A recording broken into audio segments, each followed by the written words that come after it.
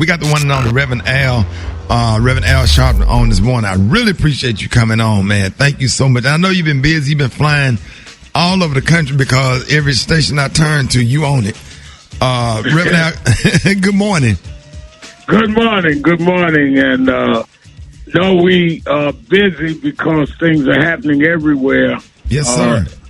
In the last 40 days, we've gone from Ahmaud Arbery being killed in Brunswick, Georgia, to Breonna Taylor in Louisville, Kentucky, killed by police in our own home. Then George Floyd in Minneapolis. Now we're seeing the killing by police of Rayshard Brooks. And it's really time this nation come to terms with law enforcement and how they deal with black people. We're not having a mass hallucination. They have a systematic racist problem, and we've got to deal with it and change the laws and enforce the laws. Right. Now, Friday, we got some good news out of New York with Governor Cuomo signing the police reform bill into law at a press conference attended by the mothers of Eric Garner and Sean Bell. But elsewhere around the country, things kind of got worse and more black people are becoming hashtags. Now, Friday night in Atlanta, the police officer shot and killed a father of three, Rayshard Brooks, at a fast food restaurant. Now, what do you think when you first heard about the incident and you saw the body cam footage? I had been at the signing of the New York State police reform bill you referred to by Governor Cuomo and spoke at it. So I was like, finally in New York, we got something done. As he said, for decades, I've been helping lead those fights.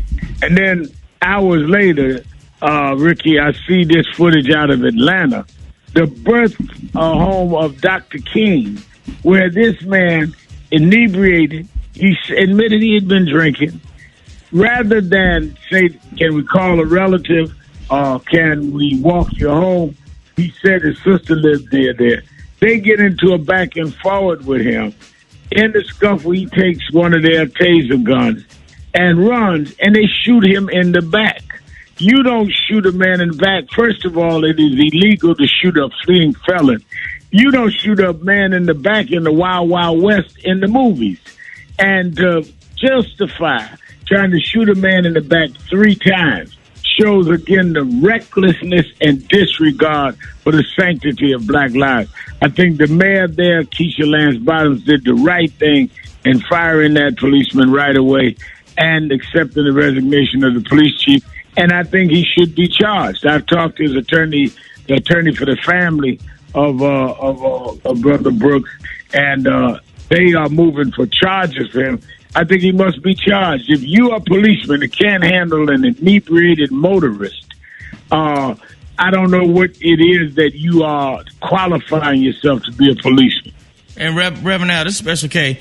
Can I also, in regards to that Rayshard Brooks case, don't you think we also need to start the conversation about unnecessary policing? Like, we don't need police called in every situation. Police need to be called only as a absolute last resort, because that man wasn't really creating any kind of an issue other than just being there. But he wasn't violent. He wasn't causing a commotion of any kind. I just think it's a situation where a lot of times police don't need to be involved, period. No, he was asleep. He not only wasn't causing the problem, he had fell asleep. He was no danger to anyone. And I think that you're absolutely right. We do not need to call police clearly when we're dealing with a hostile police situation. There are many other alternatives that could have been used other than calling the police. But I think it's a sad day when we find out to call the police could end up fatal. Right. Do you have any information, Reverend Al, about where things stand? Because I'm gonna talk about it every day. About the 3 Louisville Metro police officers involved with killing Breonna Taylor, with the murder of Breonna Taylor. No, we have not gotten an update that there has been the calls for their being charged. We have not heard that they are charged, and we are going to stay on this as well. And I think you should, Rickey. We've called for everybody to continue to protest. We will culminate with a big march in the end of August, but that doesn't mean go to sleep until August 28th. We've got to keep the pressure on. In Louisville, do not forget that they have the special prosecutor there, the Kentucky Attorney General, that's supposed to be looking into the case, is also close to Mitch McConnell. So I don't take anything for granted. You must keep the pressure on. There's no reason the police killed Breonna Taylor, and we cannot in any way turn away from that. The fact that they gave us Breonna law does not mean that the officers that killed her have faced the law. Right. Now what, I'm switching gears a little bit. What can you tell us about the case in California surrounding the death of 24-year-old Robert Fuller, who was found hanging from a tree in a park near Palmdale City Hall? The police say suicide, and protesters are saying lynching. They're saying lynching, and it is reminding them of a case not long ago that a young man was found hanging from a tree not far from the same location. And what I'm talking, the people I'm talking to on the ground there, some of the activists involved and some with National Action Network, our group, are saying that they fear a pattern of somebody lynching black people. You've had two within the same proximity of space, which sounds suspect, and the way it was done and how it was done very similar. So we'll definitely be looking into that. I don't know why, if you're going to commit suicide, would you go to City Hall to do it and do it in a way that someone else just a few weeks ago, not far from there, was also found on a tree. What's the name of the writer? And they say that she hung herself too, but everybody don't, you know. God, I'll think of it. The young lady, Kim, we was talking about it on the phone. Okay, well, I'll get that information. I'll get the information. Don't worry about it.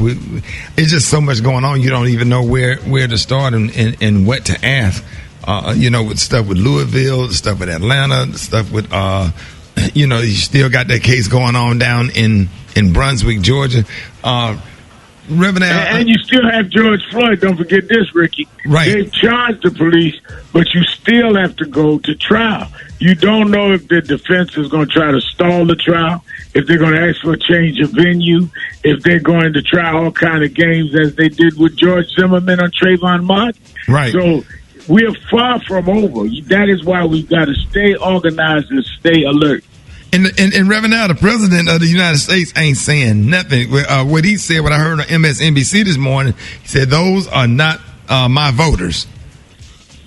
He has said nothing. He spoke at West Point, never really addressed the question of justice.